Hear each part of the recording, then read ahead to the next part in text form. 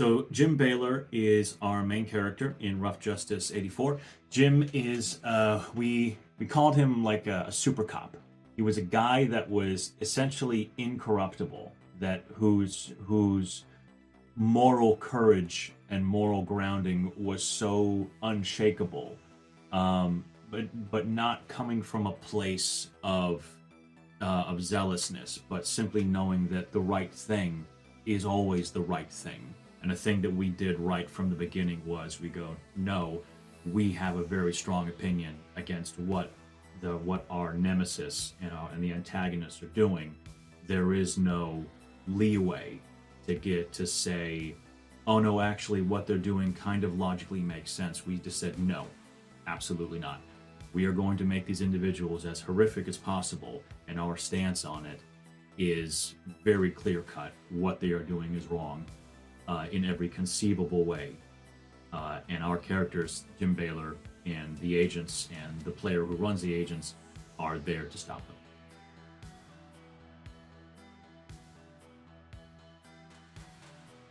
them. So I also play Hank Kowalski in Rough Justice.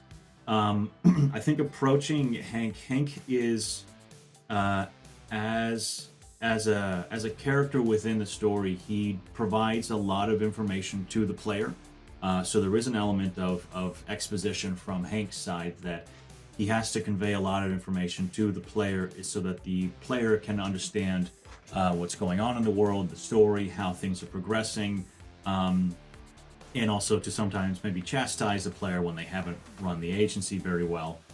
With playing Hank, I tried to keep a lot of it very light, very upbeat, erring on the side of cynicism and being sardonic.